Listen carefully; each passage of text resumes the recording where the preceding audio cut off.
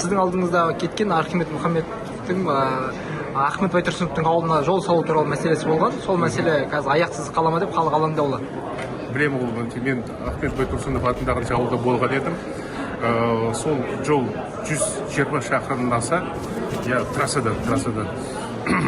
Оны міндетті түрде бір жалғасатын боламыз. Оны аудан азаматтармен кездескенде де оны айттым. Қанша уақытта бітіресіздер? Ол жоба 1-2 жылдың ішінде созылады. 2 жыл 120 шақырым ғой.